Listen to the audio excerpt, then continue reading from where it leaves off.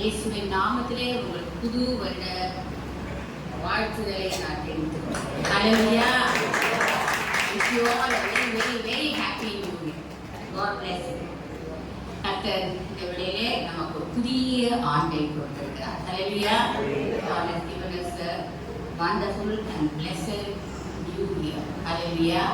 கடந்த இந்த ஆராதனை நேரத்திலே அற்புதமான பாடல்கள் தேவனை ஆராதிக்கும்படியாக தேவனுடைய பிள்ளைகள் ரொம்ப அழகாக தேவனை ஆராதித்தார்.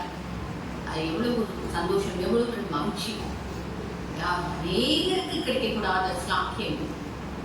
அதனால இன்னைக்கு இந்த உலகத்தில் பார்த்தீங்கன்னா எல்லாரும் எங்கேயோ கிளப்லையோ கிப்லையோ எங்கேயாச்சும் ரொம்ப என்ஜாய் பண்ணிட்டு எப்படியோ இருப்பாங்க. ஆனால் சுருந்த தேவனை ஆராதிக்க நம்மளை போட்டு அங்கிருந்த சிறு சிறு ஹல்லேலூயா. சிறு மந்தையே நீ பயப்படாது என்று சொன்னார். ஹல்லேலூயா. எவ்வளவு ஒரு சாக்கியம் பெற்றவர்கள் தான். அதனால இந்த வேலையில அவங்க சொல்றோம். அழகான பாடல்கள், அருமையான கருத்துக்கள் எல்லாம் ஒவ்வொரு பாடம் ஒரு message. Hallelujah. Every song has got a beautiful message in it. Hallelujah. ஆனாலும் வேணும் நமக்கு ஆராதனை வேற, பாடல் வேற, செய்தி வேற. ஹல்லேலூயா. கர்த்தருடைய வார்த்தை, இந்த வார்த்தை இது ரேமா. ஹல்லேலூயா. சபைக்கு தேவன் கொடுக்கிறதான ஒரு தனிப்பட்ட ஒரு வார்த்தை.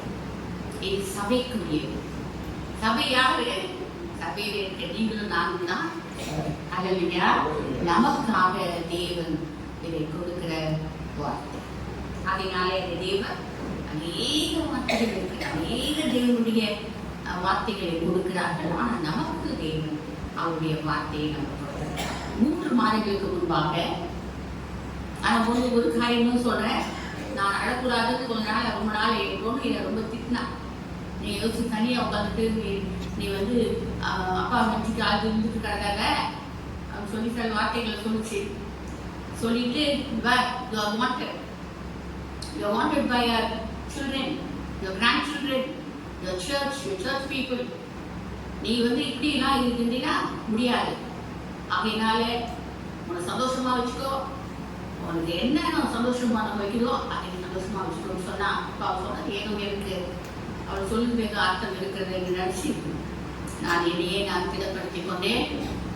பின்பு நான் சும்மாக ஸ்தோத்திரம் பண்ணிட்டு எல்லாத்தையும் கடந்து போனேன். அப்போ எனக்கு சந்தோஷம். நான் அதுலேருந்து அழுகுதில்லை. I was very happy. I'm praising, I'm thanking God that He has taken my husband in the right way, right time, and given him the best. Hallelujah. அதனால் கற்றுக்கு நான் மகிழ்ச்சியாக இருக்கிறேன். அதை எப்பயாவது இந்த பாட்டு பாடணுன்னே என்னால் முடியல.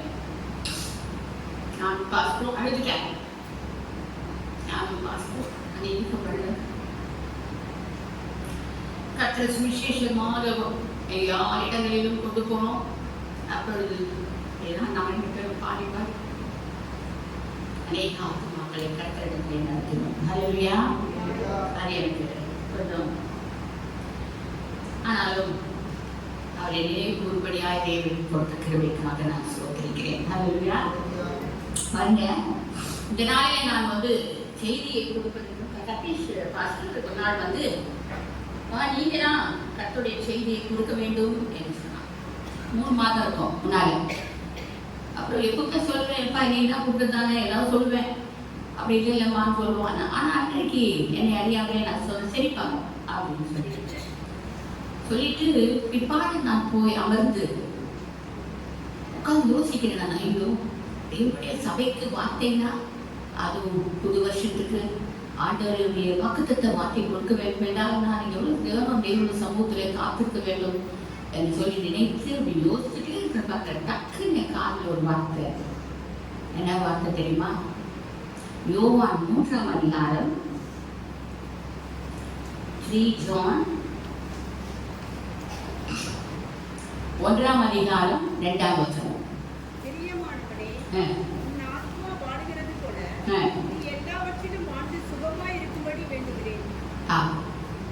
இந்த நாளிலே சபைக்கு தேவன் கொடுத்த மாத்திரம் பிரியமானவனே உன் ஆத்மா வாழ்வது போல நீ எல்லாவற்றில் வாழ்ந்து நீ சுகமாயிரு, நான் என்று வேண்டிக் கொள்கிறேன் என்று சொல்றான்.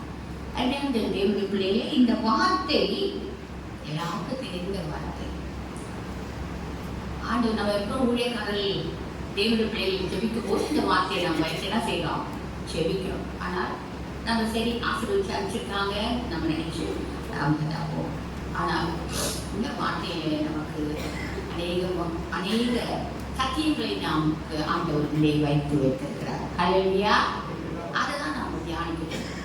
பிற்பாடு அந்த வசனத்தை எடுத்துக்கிறது நான் என்ன செஞ்சேன், நான் 1ஆம் தேதி ஆத்மாவை பற்றி பேச சொல்றீங்க அப்படிங்கும் போது திருப்பி படிங்க 2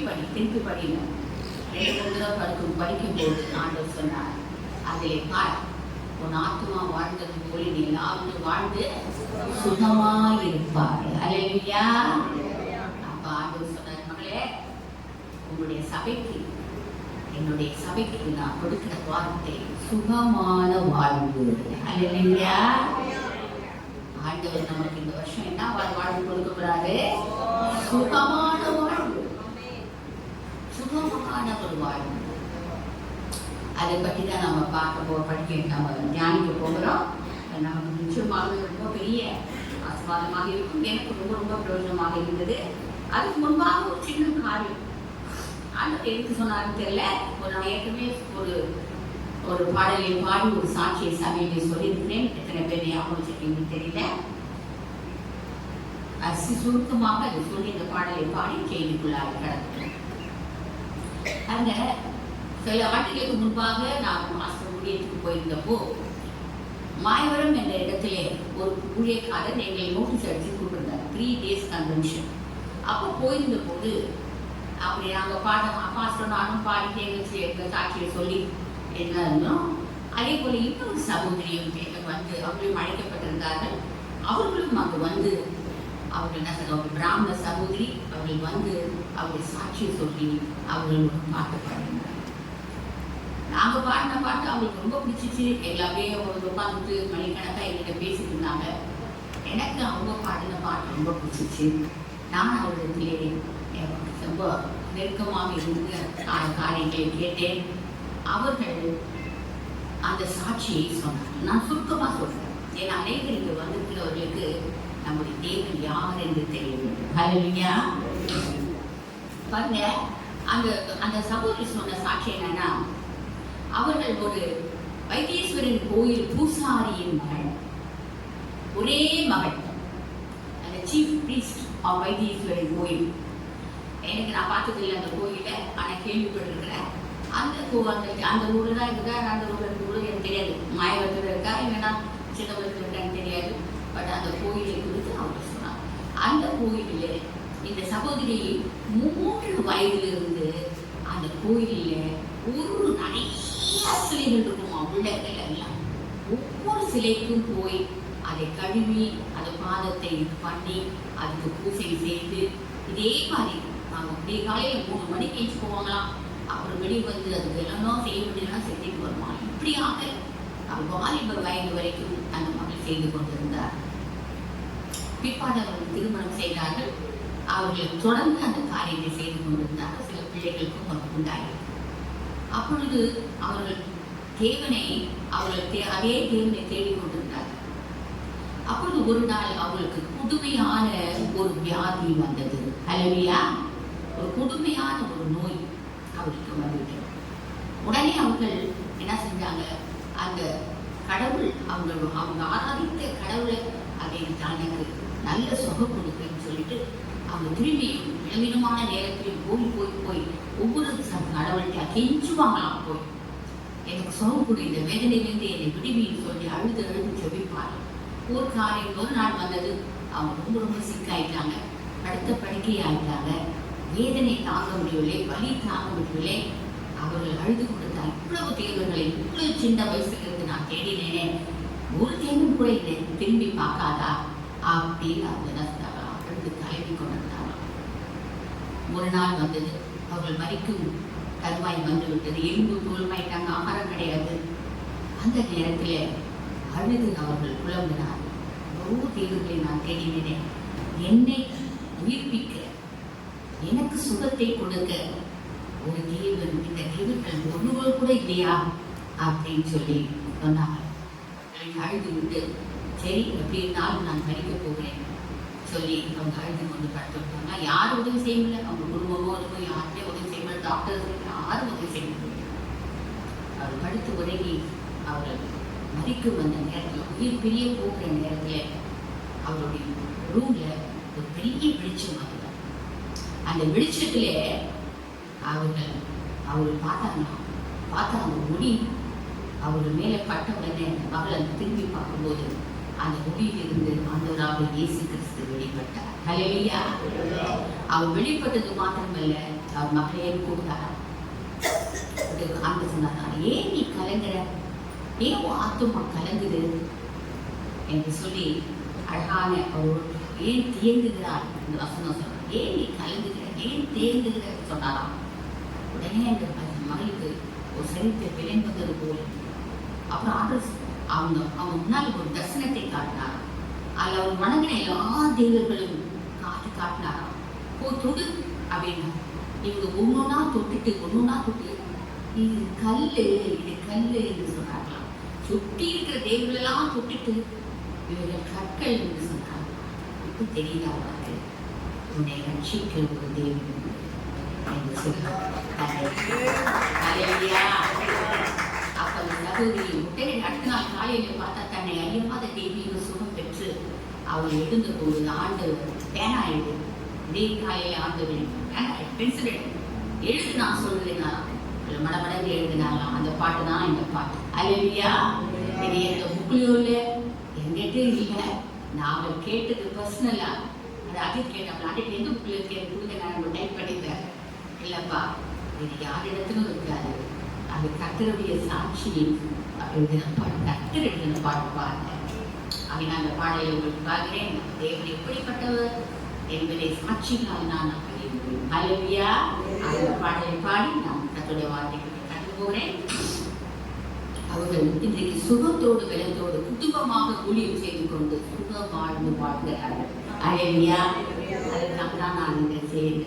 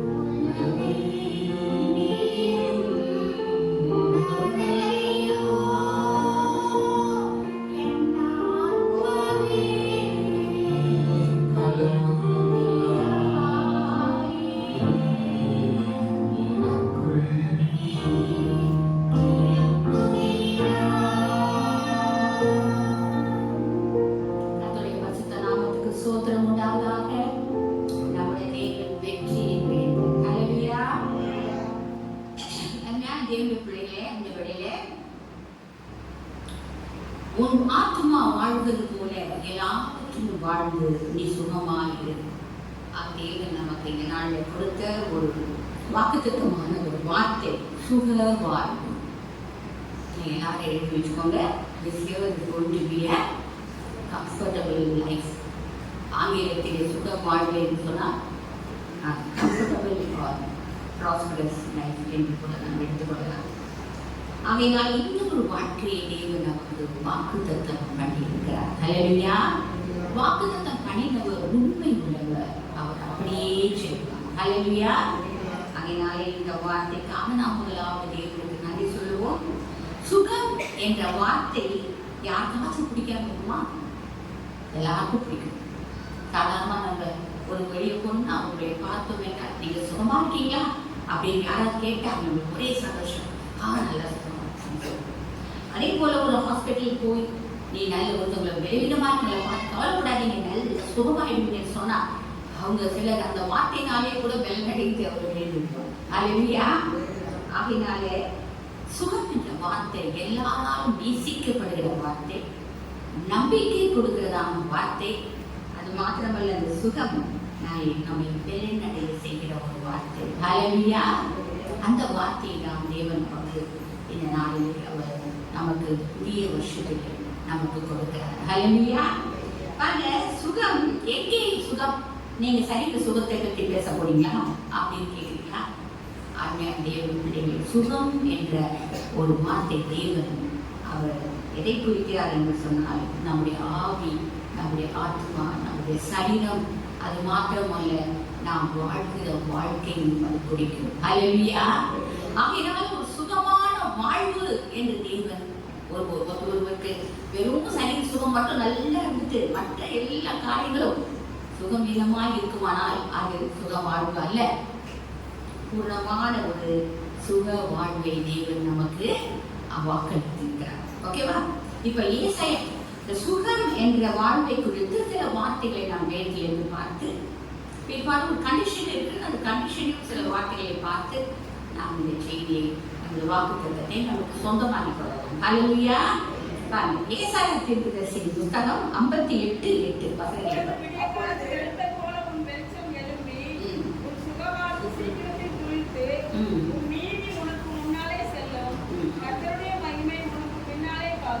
ஆமென்.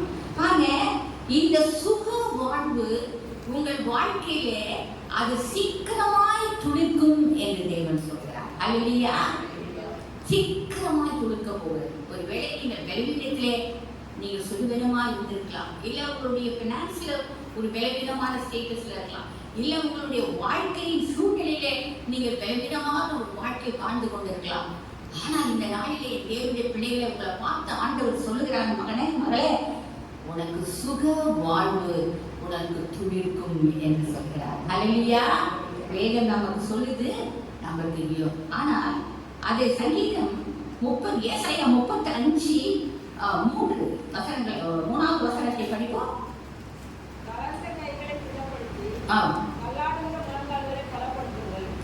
இல்ல, வறண்ட நிலமும், அது ஏசாயா 35.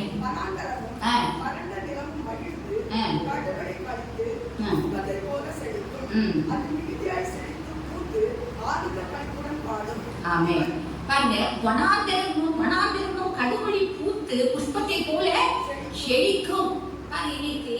நாங்க சுக வாழ்வு துடிக்கும் என்று சொல்கிறோம். ஆனால் ஆண்டவருடைய பிள்ளைகளே, நமக்கு சுகப்பம் என்றைக்கு ஆண்டவராக இயேசு கிறிஸ்துவை சொந்த ரட்சகராகவும் ஆண்டவராகவும் நீ ஏற்றுக்கொண்டீங்களோ மனதார, அப்பொழுதே ஒரு சுக வாழ்வு துடிக்க ஆரம்பித்து விட்டது. அல்லேலூயா. ஆனால் இப்பொழுது நமக்கு தேவன் வாக்களிக்கிற ஒரு வார்த்தை, சுக வாழ்வு துடிக்கல, சுக வாழ்வு மலரும். அல்லேலூயா. துடிக்கிறதுக்கும் மலர்றதுக்கும் நிறைய வித்தியாசம். அல்லேலூயா. ஒரு விதையை போட்ட உடனே அது என்ன செய்யும், அது ஸ்ப்ரவுட் என்று சொல்லுவாங்க. சின்ன சின்ன இலைகளை கொண்டு அது ஒன்றும் நம்மளுக்கு பலன் கொடுக்காது. ஆனால் ஏசாயா தீர்க்கதரிசி சொல்றார், ஒரு சுக வாழ்வு என்ன செய்யுமா, துளிர்க்கும், சீக்கிரத்திலே மலரும் என்று சொல்றார். மலரும் போது என்னன்னா, இந்த துளிர்த்த கற்கள் வளர்ந்து காய் காய்த்து பூ பூத்து அது மலரும் போது அது நல்ல வாசனை வீசும். ஹல்லேலூயா.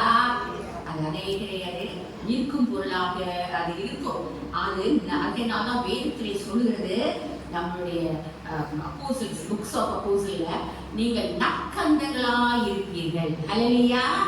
நீங்கள் மனம் வீசுவீர்கள் என்று சொல்கிறார். ஹல்லேலூயா. கிறிஸ்தவ வாழ்க்கை ஒரு சுகமான வாழ்க்கை நமக்கு இருந்தா நம்ம என்ன செய்வோம், மனம் வீசுவோம். ஹல்லேலூயா. கிறிஸ்துவின் மனம் நம்மளிருந்து வீசும். ஹல்லேலூயா. ஆகையினாலே அருமையான முதல் காரியம், ஏசாயா தீர்க்கதரிசி எழுதின வார்த்தையின்படி நமக்கு ஒரு அழகான சுக வாழ்வை அவர் மலரச் செய்கிறார். ஹல்லேலூயா. It is not going to sprout, but it is going to blossom. ஒருவேளை நீங்கள் எப்படிப்பட்ட பலவீனமான ஒரு சூழ்நிலையில் இருந்தால், தேவன் உங்களுக்கு வாழ்க்கை உங்களுக்கு ஆண்டவர் வாக்குத்தத்தம் கொடுக்கிறார் என்னவென்றால், நீங்கள் மலருவீர்கள். ஹல்லேலூயா. நீங்கள் என்ன செய்வீங்க, மலருவீர்கள். சுக வாழ்வு சீக்கிரத்திலே என்று சொன்னால், இப்பொழுதே உங்களோட வாழ்க்கையில் ஒரு பெரிய மலர்ச்சியை, ஒரு மனம் வீசுகிற ஒரு தன்மையை தேவன் கொடுப்பார். ஹல்லேலூயா.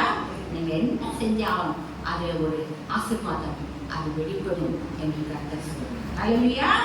சரி, அப்ப வேதத்துல என்ன பண்றது, அவர் சொல்றாரு, அது என்னும் கர்த்தருடைய வார்த்தையை நாம் பார்க்கும் பொழுது, சுகமான எப்படிப்பட்ட சுகத்தை நமக்கு தேவன் கொடுப்பார் என்று சில காரியங்களை பார்ப்போம். சுகமான குடியிருப்பு முதலாவது காரியம் பார்க்கும்போது, நிறைய வார்த்தைகள் நம்முடைய சுகமான குடியிருப்பை குறித்து பேசுறது. அல்லேலூயா. எரேமியா 22:14-18 படிமா. சுகமான குடியிருப்பு. எரேமியா 22:14. எளிமையானவருடைய நியாயத்தை விசாரித்தான், அப்பொழுது சுகமாய் வாழ்ந்தான். அப்படி செய்வதல்லோ என்னை அறிகிற அறிவு என்று கர்த்தர் சொல்கிறார். உன் கண்களும் உன் மனதுமோ வென்றால் தற்பொழுதினாலும் குற்றமில்லாத ரத்தத்தை சிந்துவதின் மேலும். 22:18. ஆகையால் கர்த்தர் யோசியாவின் குமாரனாகிய யோயாக்கீம் என்கிற யூதாவின் ராஜாவை குறித்து, ஐயோ என் சகோதரனே, ஐயோ சகோதரியே என்று அவனுக்காக புலம்புவதில்லை. ஐயோ ஆண்டவனே, ஐயோ அவருடைய மகத்துவமே என்று அவனுக்காக புலம்புவதில்லை. சுகமாய் வாழ்ந்திருக்கையில் நான் உனக்கு சொன்னேன், நீ கேளேன் என்றாய். உன் சிறுவயது முதல் நீ என் சத்தத்தை கேளாமல் போகிறது. அடுத்த வார்த்தையை படிப்போம். ஒரு கழுதை புதைக்கப்படுகிற வண்ணமாய் அவன் எருசலேமின் வாசல்களுக்கு வெளியே இழுத்தெறிந்து இப்ப 32:37 படிமா. 32:37. இதோ என் சினத்திலும் என் கோபத்திலும் என் மகா உக்கிரத்திலும் நான் அவர்களை துரத்தின எல்லா தேசங்களிலும் இருந்து அவர்களை சேர்த்துக் கொண்டு அவர்களை இந்த ஸ்தலத்துக்கு திரும்பி வரவும் இதிலே சுகமாய் தங்கியிருக்கவும் பண்ணுவேன். அவங்க கடினமான ஒரு சூழ்நிலையை ஆண்டவர் சொல்ல, அவங்க எல்லாரும் இழுத்து வந்து அவங்களை சுகமாய் தங்க பண்ணுவேன். அல்லேலூயா. இன்னைக்கு நம்முடைய வாழ்க்கையிலே சுகமான குடியிருப்பு இருக்கிறதா? சுகமான ஒரு நம்ம நிம்மதியான ஒரு வாழ்க்கை, ஒரு சுகமான குடியிருப்பை குறித்து ஆவியானவர் தொடர்ந்து அவர் பேசுகிறார். ஹல்லேலூயா. சங்கீதம் 44:8 படிப்போம்பா. தெளிவா? சங்கீதம் 4ஆம் அதிகாரம். சமாதானத்தோடே படுத்துக் கொண்டு நித்திரை செய்வேன். கர்த்தாவே, நீர் ஒருவரே என்னை சுகமாய் தரப்படும். ஆமென். நான் சமாதானத்தோடு நீங்கள் படுத்துக்கொண்டு நித்திரை செய்வீர்கள். கர்த்தர் உங்களுக்கு ஒருவரே உங்களை சுகமாய் தங்க பண்ணுவார். இன்றைக்கு அநேகருக்கு இரவில் என்ன இல்ல, தூக்கம் இல்லை, சமாதானம் இல்லை, அநேக காரியங்களை குறித்து நிம்மதி இல்லை. நான் காலையில் படுத்தாங்க எப்படி அப்படியே நான் படுத்து அப்படியே இருப்பேன்னு சொல்லுவாங்க. சுகமான தூக்கத்தை கொடுத்து உனக்கு என்ன செய்வேன், நித்திரையை கொடுத்து உன்னை சுகமாய் நான் தங்க பண்ணுவேன் என்று கர்த்தர் சொல்லுவார். அல்லேலூயா. 1 ராஜாக்கள் 4:25 படிப்போமா? 1 ராஜாக்கள் 4:25. நதியின் புறத்தில் இருக்கிற கிப்சாம் தற்போது ஆசாம் மட்டுமல்ல எல்லாவற்றையும் நதியின் புறத்தில் சகல ராஜ்யங்களையும் ஆண்டுவர அவனை சுற்றியதும் சமாதானம் இருந்தது. 25 சாலமோனுடைய நாளெல்லாம் தான் துவக்கி பெயர்செபாவுக்கும் யூதாவும் இஸ்ரவேலும் அவரவர் தங்கள் தங்கள் திராட்சை செடியின் நிழலிலும் தங்கள் தங்கள் அத்திமரத்தின் நிழலிலும் சுகமாய் குடியிருந்தார்கள். ஆமா, அவர்கள் சுகமாய் என்ன செஞ்சாங்க, குடியிருந்தார்கள். கடினமான பாதையை கடந்து வந்தார்கள், ஆனால் அவர் சுகமாய் தங்கி இருந்தார்கள் என்று வேதம் சொல்கிறது. எரேமியா 32:37 படிச்சுமா? 32:37. ஐயோ, என் சினத்திலும் என் கோபத்திலும் என் மகா உக்கிரத்திலும் நான் அவரை புறத்திலே எல்லா தேசங்களிலும் இருந்து அவர்களை சேர்த்துக் கொண்டு அவர்கள் இந்த சரித்துக்கு திரும்பி வரவும் இதிலே சுகமாய் தங்கியிருக்கவும் பண்ணுவேன். சுகமாய் இப்படி அவர்கள் மீட்டுமாய் இஸ்ரவேல் ஜனங்களை அவர் கடினமான பாதையில் நடக்கும்போது அவரை கொண்டு வந்து சுகமாய் தங்க பண்ணினார். ஹல்லேலூயா. அருமையான தேவனுடைய பிள்ளைகளே, சுகமான குடியிருப்பு தேவன் நமக்கு இந்த நாட்களிலே அவர் என்ன செய்றாரு, வாக்கு கொடுக்கிறார். ஹல்லேலூயா. பாருங்க, சுகமான குடியிருப்பு, சுகமா நமக்கு ஒரு தேசத்தை கொடுப்பார், நாம் வாழ ஒரு அழகான ஒரு வாசத்தலத்தை ஏற்படுத்தி கொடுப்பார். அது மாத்திரமல்ல, நம்ம சுகமாய் தங்கும்படியாக நம்மளுக்கு சூழ்நிலைகளை மாற்றி கொடுப்பார். ஹல்லேலூயா. பாருங்க, இன்னைக்கு அநேக சுகமான ஒரு வாழ்க்கை அவங்கெல்லாம் செய்ய முடியல, வாழ முடியவில்லை. ஹல்லேலூயா. ஆனால் தேவன் நமக்கு சுகமான ஒரு வாழ்வை தேவன் நமக்கு உண்டாக்கி கொடுக்கிறார். ஹல்லேலூயா. இந்த வருஷம் நமக்கு சுக வாழ்வு, குடியிருப்பு, சுகமான குடியிருப்பு. முதலாவது நமக்கு என்ன செய்ய போறார், அநேகர் இந்த வீடு விஷயமா ஒரு காரியத்தை நான் சொல்ல வாழ்க்கிறேன். நாங்கள் பெருங்களத்தூருக்கு ஊழியத்துக்கு வந்த போது பிள்ளைக்குட்டிகளோடு வந்தோம். ஆனால் தேவன் நம்ம 105 RMK நகரில் ஒரு வீடு, ஒரு பெரிய ஒரு ஆஃபீஸர் அவர் கட்டின வீடு, ரொம்ப அழகான வீடு. அந்த வீடுலாம் பிள்ளைக்குட்டிகளோடு வந்து அங்கே தான் இறங்கணும். எதிர் வீட்டில் சொன்னாங்க, அவங்க நிறைய ஜாமகத்தோடு இறங்கலாமான்னு பார்த்தா வெறும் பிள்ளைக்குட்டிகளோட வந்து வீட்டுக்குள்ள போடுறாங்கன்னு சொன்னாங்க. ஒரு பாத்திரம் ஒன்றும் கிடையாது. நாங்கள் தான் நோமேக்ஸ் மாதிரி அளந்துட்டு இருந்தோமே. ஆனால் அந்த வீட்டுக்கு வந்தோம். ஆனால் அந்த வீட்டில் வந்த போது அந்த ஊழியர்களை ஆசீர்வதிக்கிறாங்க, எல்லாம் இருக்குது. அந்த ஹவுஸ் ஓனர் ஒவ்வொரு மாதமும் வீட்டுக்கு வரும்பொழுது அவர் சொல்லுவாரு, I don't enjoy, you enjoy. I don't enjoy, you enjoy. அவர் தெளிவுக்காரு. அவர் சொல்லுவாரு, ஏன்னா ஒரு நாள் புரியல அப்படின்னு தான் சொல்றாரு. அப்புறம் தான் புரிஞ்சுது, நான் கஷ்டப்பட்டு வீடு கட்டினேன், அழகாய் நான் எழுதிருங்க, ஆனால் என்னால் அதை என்ன செய்ய முடியல, அனுபவிக்க முடியல. இங்கே சந்தோஷமா இருக்கிறீங்களேன்னு ஒவ்வொருத்தையும் கொஞ்சம் சொல்லுவார். அப்படியா சில 3 வருடங்கள் அந்த வீட்டில் இருந்தோம். அநேக முடியல ஆசீர்வதித்தா. ரொம்ப பெரிய ஆச்சரியமான ஒரு நாட்கள், அதெல்லாம் சொல்ல போனாங்க. அப்படி இருக்கும்போது ஒரு நாள் 3 வருஷம் கழிச்சு அவரால் முடியவே இல்லை. டோ என்ஜாய் ஒரு வரைக்கும் அவர் சொல்லுவார். அப்படின்னு சொல்லிட்டு சரி கூடான்னு சொன்னார். இல்லை, நாங்கள் என் பிள்ளைங்களாம் வந்து வீட்டில் இருக்கணும்னு ஆசைப்படுறோம். என்ன ரொம்ப கஷ்டப்பட்டு கட்டியிருக்காங்க, ரொம்ப அழகான வீடு, நாங்கள் வந்து தங்கணும்னு ஆசைப்படுறோம், அதனால வீட்டை காலி பண்ணி கொடுங்க. அப்போ பாஸ்டர் வந்து பாம்பேயில் ஊழியத்துக்கு போயிருந்தாங்க. நான் சரி உடனே நான் யோசித்தேன், நாங்கள் எப்பவுமே யாராவது காலி பண்ணணும் உடனே காலி பண்ணுவோம். அது ஆண்டவர் அப்படி தான் வச்சுருந்தாரு. உடனே நான் என்ன செஞ்சேன், சரி பாப்பா வரதுக்கு முன்னால சதீஷை கூட்டிட்டு செம்மிமா வீட்டுக்குள்ள வச்சுட்டு, அப்போ அந்த வீட்டு முதல் வீடு நாங்கள் வீடு பார்த்து போனோம். அங்கிருந்து நாங்கள் அப்படியே அந்த பக்கம் ஆரம்பிக்க மணலூர்ல எல்லாம் சுற்றி வரோம். ஆனால் யார் கேட்டாலும் வீடு கொடுக்க மாட்டேன்ட்டாங்க. அந்த ஊழியக்காரன்னா யாரும் கொடுக்க மாட்டாங்க. ஊழியம் செய்கிறாருன்னா கிடையாது, வீடே கிடையாது. அப்படியே சுற்றி பார்த்தீங்கன்னா வீடே இது கிடைக்கல அப்படின்னு நான் கை பிடிச்சி கீழே வந்து நான் சொன்னேன். அப்போ என் காதில் ஆண்டவர் ஒரு வார்த்தை பேசினார். நான் வந்தது உனக்கு நான் ஒரு வீடு நீ உனக்கு பார்த்துக்கிறியா இல்லை நான் பார்க்கணுமா என்று கேட்டார்.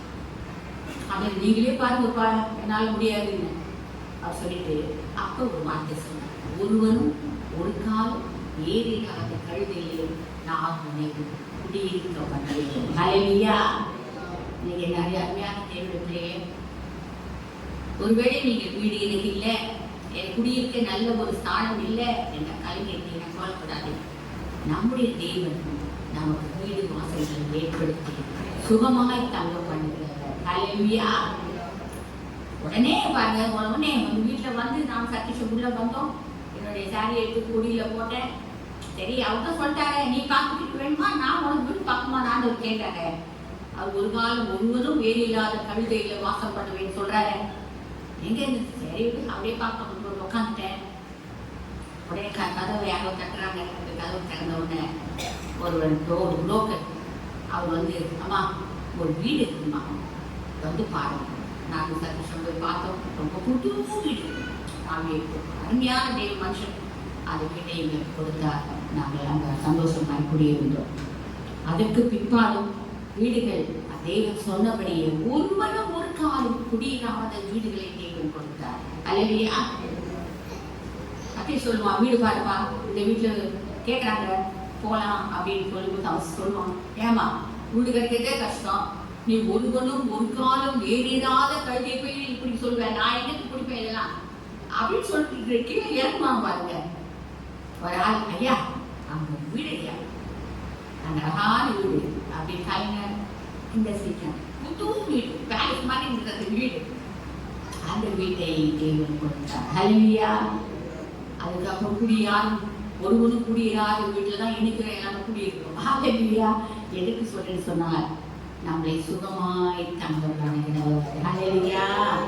நீங்க எப்படிப்பட்ட சூழ்நிலையிலே கடந்து போனாலும் கர்த்தர் இந்த வருஷத்திலே உங்களுக்கு கொடுக்கிற வாக்குத்தத்தம், நீங்கள் சுகமாய் குடியிருப்பீர்கள். ஹல்லேலூயா. சுகமான குடியிருப்பு. ஒரு வீட்டுல பக்கம் பக்கம் சண்டை இருக்கலாம், அது இருக்கலாம், இது இருக்கலாம், அதெல்லாம் ஒழிந்து போகும். நீங்கள் சுகமாய் தங்கி இருப்பீர்கள். ஹல்லேலூயா. உங்கள் சூழ்நிலையை தேவன் மாற்றி உங்களை ரொம்ப சுகமாக தேவன் வைப்பார். ஹல்லேலூயா. அது மாத்திரமல்ல பாருங்க, ஒரு குடியிருப்புலாம் நம்மளுக்கு சுகமாக கொடுப்பாங்க. தேசம் கூட தேவன் அநேகருக்கு இந்த பூமியிலே தங்களுக்கு சொந்தமான ஒரு தேசம் கிடையாது. வெட்டி அடிக்கிறாங்க ஒரு தேசத்துல ஒரு தேசம். அந்த தேசத்தை விட்டு போடுறாங்க. எல்லாம் நடுவழியிலே போய் கடல்ல உருண்டு சாப்பிட்டாங்க. இந்த தேசத்துக்கு போகுமா, அந்த தேசத்துக்கு போகுமா. ஆனா தேவன் தன்னுடைய ஜனங்களுக்கு அவர் சொந்தமான தேசத்தை கொடுக்கிறார். ஹல்லேலூயா.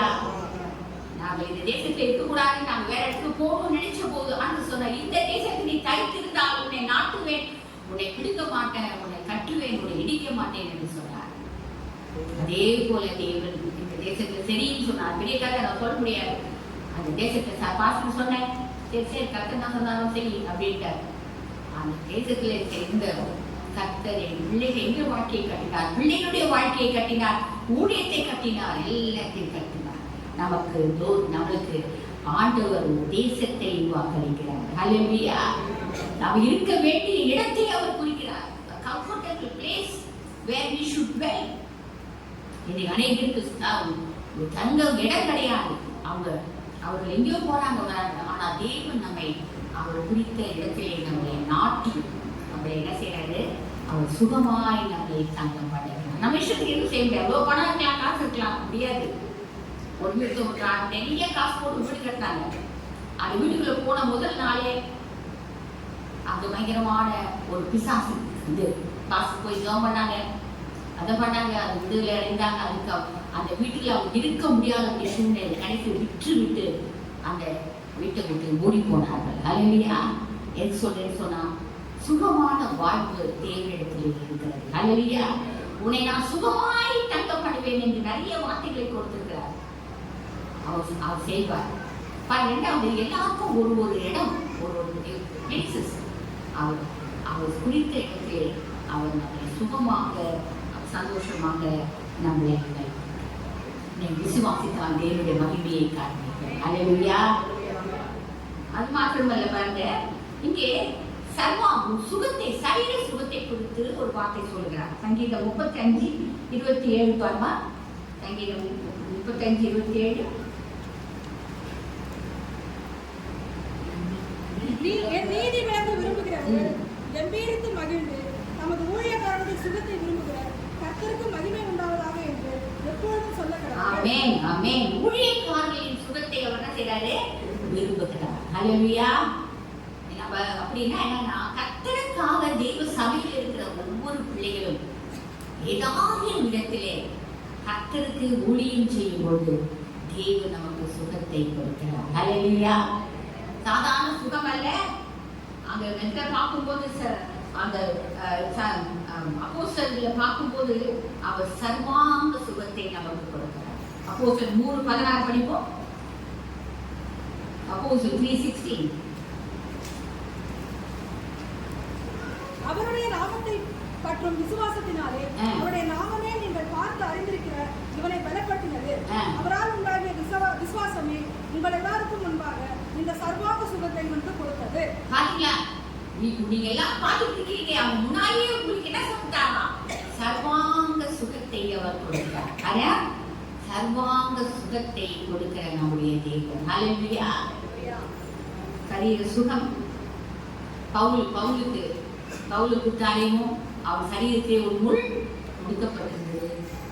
அவர் எத்தனையோ முறை தேவனிடத்திலே போகும்போது ஆண்டவர் சொன்னாரு, மகனே என் கிருபை உனக்கு, உன் பலவீனத்தில் என் பலன் என்ன செய்யும்? பூர்ணமாய் விளங்கும். அந்த வார்த்தை வந்த உடனே அவன் அப்படியே விசுவாசித்தார். தேவன் அதை நீதியாக என்ன பண்ணினார்.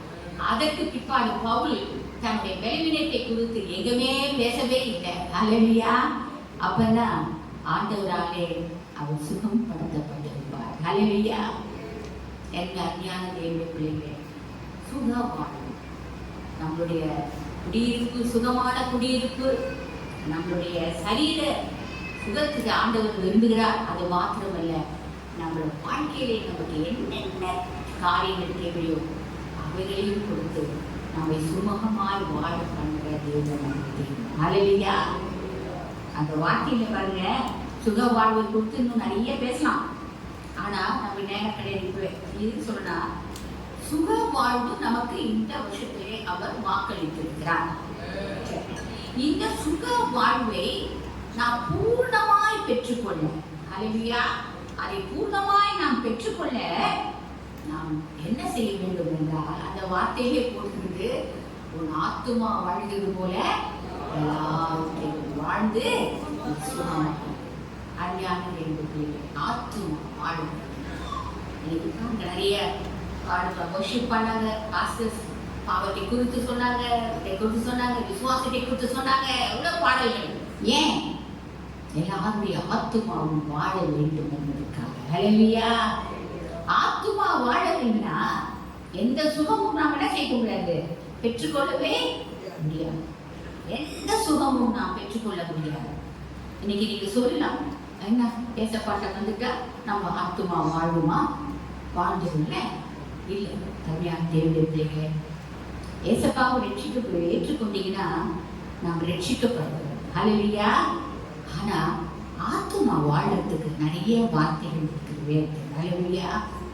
ஒரு மனுஷன் அந்த ஆத்துமா வாழ்வாதான் அந்த வார்த்தை சொல்லுகிறது, உன் ஆத்துமா வாழுமானால் நீ எல்லாவற்றிலும் வாழ்ந்து சுகமாக இருப்பாய். அப்ப அந்த ஆத்துமா வாழ்ந்தா என்று பார்க்கும்போது அருமையான சில காரியங்களை நான் சொல்ல விரும்புகிறேன்.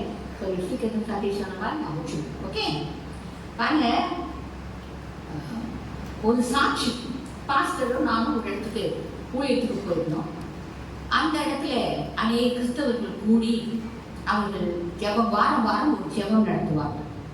அந்த ஜெபம் நடத்தி கொண்டு இருக்கும்போது அவங்களை அழைப்பா இருந்தாலும் போனோம். அவங்க ரொம்ப எல்லாரும் வந்து அதுதான் அவங்க எல்லாரும் வேறு சபைகளை சேர்ந்தவர்கள். அப்போ நாங்கள் போய் கர்த்தர் சத்தியத்தை சொல்லி சுவிசேஷத்தை சொல்லி ஜெபம் பண்ணிட்டு வந்துட்டோம். அன்று இரவு பாஸ்டர் வீட்டில் வந்து படுக்கும்போது ஆண்டவர் அவருக்கு ஒரு தரிசனத்தை கொடுத்தார். அந்த தரிசனம் என்னவென்று சொன்னால், அருமையான தேவனுடைய பிள்ளைகளே, அந்த தீனி போட்டு வந்தோடனே அந்த தீனியை சாப்பிட்டவுடனே அதுல இருந்த அழகான மீன் ஒரு குளத்துல மீன்கள் இருந்தது. அந்த மீன்கள் எல்லாம் செத்து அது மடிந்து அப்படியே திரும்பி திரும்பி அப்படியே கிடந்தான். அப்படியே அப்ப பாஸ்டர் சொன்னாங்க, என்னம்மா ஊழியர் செஞ்சுட்டு வந்தோம், கர்த்தருடைய வார்த்தையை தானே வச்சுட்டு வந்தோம், ஏன் இதெல்லாம் மீன்கள் எல்லாம் செத்து மலாந்து படுத்து கிடக்குது, செத்து போயிடுச்சு அப்படின்னு சொல்லும்போது ஆண்டவர் பாஸ்டருடைய இருதயத்தில் பேசினார். அவரோடு கூட பேசினார். மகனே, அவர்கள் பாரம்பரியத்திலே சாகிறார்கள். ஹல்லேலூயா. பாரம்பரியத்திலே சாகிறார்கள். கல்யாண தேவனுடைய பிள்ளைகள், நம்ம கிறிஸ்துவை ஏற்றுக்கொண்டிருந்தால் நம்முடைய வாழ்க்கையிலே நம்ம வாழ வேண்டும் என்று சொன்ன சுகமான ஒரு வாழ்வு நாம் வாழ வேண்டும் என்று சொன்னார். நம்ம ஆத்மா என்ன செய்யணும்? வாழும், செத்து போகக்கூடாது. இன்னைக்கு கிறிஸ்துவை ஏற்றுக்கொண்டு அநேக தங்கள் பாரம்பரியத்திலே நிலைத்து நிற்கிறார்கள். ஹல்லேலூயா. இந்த பாரம்பரியமான வாழ்க்கை முறை என்பது ஆண்டவருக்கு பிடிக்காத ஒரு காரியம். நாம் பாரம்பரியமான எந்த காரியங்களையும், நாம் பாரம்பரியம்னா நீங்க என்ன கேட்பீங்க? நாம் தொடர்ந்து முன்னோர்களிலிருந்து வழிபாடுகள் கடைபிடித்து கொண்டு வந்து தேவனுக்கு பிரியமில்லாத காரியங்களை நாம் தொடர்ந்து செய்து கொண்டிருப்போம் என்று சொன்னால் அதுதான் பாரம்பரியம். ஹல்லேலூயா. யூதருக்கு ஒரு பாரம்பரியம் இருந்தது. நம்ம பாரம்பரியம், நம்ம எந்த வியாபாரம், நம்ம எந்த ஒரு சட்டத்திற்கும் அடிமையானவர்கள் அல்ல. நாம் சுயாதீனர்கள் என்று வேதம் சொல்கிறோம். We are a new covenant people. ஒருவர் கிறிஸ்துவுக்குள் இருந்தால் அவன் எப்படி இருக்கிறான்? புதிய சிருஷ்டியா இருக்கிறான். எல்லா பழையவர்கள் எல்லாம் என்ன செய்து ஒழிந்து போகுது, எல்லாம் என்ன செய்து புதிதாய் மாறுகிறது. Everything is new. We are not under the law, but we are under grace. சுயாதீனம், நல்லது தீமை எது என்று தேவன் நமக்கு சொல்லி வைத்திருக்கிறார், அவைகளை மட்டும் கற்றுக்கொள்ள வேண்டும். ஹல்லேலூயா. பாரம்பரியம் நம்முடைய வாழ்க்கையில் இருக்கக்கூடாது. அநேக கிறிஸ்தவர்கள் 99% of the Christians, they are dying in the tradition. செத்தவங்களை முதலாவது நான் கிறிஸ்தவர்களை பற்றி சொல்றேன். செத்தவங்க ஒரு வருடமும் தவறாமல் அந்த 2வது அந்த ஆல் சோல்ஸ் டே, அதில் ஆல் சோல்ஸ் டேல போய் அந்த கல்லறையில போய் அவங்க இருந்தா கூட அவங்கள காசு கொடுத்துருக்க மாட்டாங்க. போய் மூட்டை மூட்டையா பூக்களை வாங்கி போட்டு அங்கேயே ஊது விட்டு ஏற்றி எல்லாம் born again Christians they are doing this. கொடுத்து அங்க போய் அவங்களுக்கு பிரியமான ஆகாரங்களை வைத்து வழிபட்டு பாருங்க, அவங்களுக்கு பிரியமான என்னென்னமோ செய்யறாங்க. அது மாத்திரமல்ல, வேதத்துல எது செய்யக்கூடாதுன்னு கூடப்பட்டிருக்கோ, இல்லை எங்க அப்பா செய்யறாங்க, எங்க அம்மா செஞ்சாங்க, அதையே அவர்கள் செய்து கொண்டிருக்கிறார். நீங்கள் கிறிஸ்துவை பின்பற்றுவர்களாக இருக்க வேண்டுமே தவிர நீங்கள் சுகமான வாழ்வு இந்த பூமியிலே வாழ வேண்டும் என்றால் you should walk in the ways of Jesus. Hallelujah. கிறிஸ்து நடந்த பாதையிலே, அவர் சொன்ன வழியிலே, நானே வழி, நானே சத்தியம், நானே ஜீவன் என்று சொன்னார். அவருடைய வழியிலே நாம் நடக்க வேண்டும். நாங்கள் பாரம்பரியமான சபையிலிருந்து நாங்கள் வந்தோம். அநேக பாரம்பரியமான காரியங்கள் ஞாயிற்றுக்கிழமையில தான் எங்க குடும்பத்துல எல்லாம் வேணும்ட்டே அவங்க எல்லாம் விசேஷம் வைப்பாங்க, எல்லாம் பண்ணுவாங்க. 4 பாஸ்டர் மாத்திரம் அங்க இருக்க மாட்டோம், மற்றவங்க எல்லாம் இருப்பாங்க. ஒரு பெரிய குடும்பத்துல ஒரு பெரிய ஃபங்க்ஷன் ஞாயிற்றுக்கிழமை காலையில் கட்டாயம் வரணும், ரொம்ப தொந்தரவு பண்ணாங்க. முடியவே முடியாதுன்னு சொல்லிட்டோம். எல்லாரும் எங்களோட பேச மாட்டாங்க, எங்களோட மூஞ்சி திருப்பிட்டு போயிட்டாங்க. ஆனா போற வழியில கால், அவங்க சென்ற கால் பத்தி எரிந்து கர்த்தருடைய பெரிய கிருபை அவங்களெல்லாம் தப்பிட்டார். ஏன் சொல்றேன்னு சொன்னா பாரம்பரியம், அவங்க they don't want to leave their tradition. ட்ரெடிஷனை விட முடியாமல் அநேகர் எங்கள் குடும்பத்திலே மறித்திருக்கிறார்கள். அருமையான அதே போல ஒருவேளை நீ இந்துக்களிலிருந்து வந்திருந்தா உங்களுக்கு பாரம்பரியமா ஏதாவது காரியம் செய்வீர்கள் என்றால் சொன்னா தயவு செய்து அந்த பாரம்பரியத்தை விடுங்க. கிறிஸ்துவுக்குள் இருந்தால் புதிய சிருஷ்டி. பழையவர்கள் ஒழிஞ்சிடும். வீட்டில் ஒழிப்பு இடத்துல ஏதாவது மாதா சிலையோ அந்த சிலையோ கிறிஸ்து இயேசப்பா சிலையோ எதையோ வச்சு கும்பிடுறது ஆண்டவருக்கு பிடிக்காது. அது எல்லாம் விட்டு நம்ம எல்லாம் வைக்கும் போது வேண்டாத காரியங்களே நான் சொல்ல போனா நான் நிறைய சொல்ல வேண்டியது இருக்கும். பாருங்க, பழைய ஏற்பாட்டு காலத்துல அது விதத்துல புது ஏற்பாட்டில் கூட ஓசன்னா பாடிக்கொண்டு எல்லாரும் அந்த குருத்தோலியை பிடித்து கொண்டு எல்லாரும் போனாங்க ஆண்டவருக்கு மகிமையை செலுத்தும்படியாக. ஆனால் இன்னும் நிறைய கிறிஸ்தவர்கள் அந்த குருத்தோலியை பிடித்து கொண்டு அவர் எல்லாம் செய்யறாங்க, எங்க காரியத்தை செய்கிறார்கள். அது இல்லாமல் குருத்தோலி போனாங்க வீட்டுல எல்லாம் என்ன செய்யறாங்க, அது தொங்க விட்டுறாங்க, காஞ்சி அடுத்த வருஷம் வரைக்கும் காஞ்சி தொங்கும். எது சொல்றேன்னு சொன்னா அநேகர் இப்படிப்பட்ட நிறைய இந்துக்களுக்கு நிறைய பாரம்பரியங்கள் இருக்கு.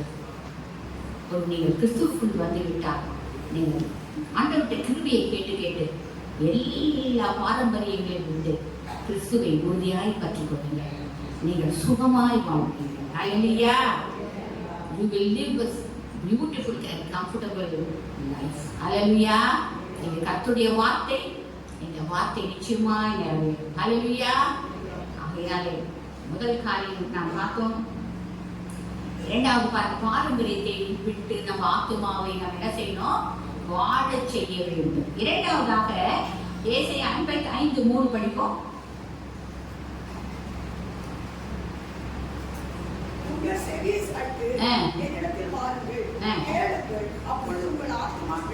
ஆமென். நீங்க என்ன செய்யுங்க, செவியை சாய்த்து என்னுடைய வார்த்தையை கேட்குங்க, அப்பொழுது உங்கள் வாழ்க்கை ஆத்துமா பிழைக்கும், அப்பொழுது நீங்க மகிழ்ச்சியாக இருப்பீர்கள் என்று வேதம் சொல்கிறது. ஆத்துமா பிழைக்கணுங்க, ஆத்துமா பிழைக்கணும். The soul should live. அப்பதான் நீ சுகமான வாழ்வை பூமியில வாழ முடியும். தலை அநேகருக்கு ஆண்டுடைய வார்த்தை என்ன செய்யுது, அவங்க கேட்பாங்க, ஆனா அதை செய்ய மாட்டாங்க, செய்ய மாட்டாங்க. அது நமக்கு இல்லப்பா, முடியாது பாரு, ஏதாவது ஒண்ணு. என்றைக்கு அந்த வார்த்தைகளை நாம் கேட்கிறோமோ அந்த வார்த்தையின்படி செய்ய கற்றுக்கொள்வோம் என்று சொன்னார். என் தேவனே, தேவனுடைய கிருபை உங்களை அதிகமாக எப்படி பேசுவார் ஆண்டவர், உங்களோட வார்த்தையோடு பேசுவார், சொப்பனங்களோடு பேசுவார், உங்கள் நடத்துகிற ஊழியக்காரர்கள் மூலமாக பேசுவார். மரியாள் தேவ தூதன் வந்து பேசணும். ஆண்டவர் என்னுடைய ஆவிக்குரிய வாழ்க்கையிலே நீ மட்டுமா நான் எதுக்கும் பயப்படாம நான் நிற்கிறதுக்கு காரணம் என்னவென்று சொன்னார். எங்க பாஸ்டருக்கு எப்பவுமே தரிசனம் தான் வரும். ஏசப்பா he has got a lot of encounters with God. He saw him.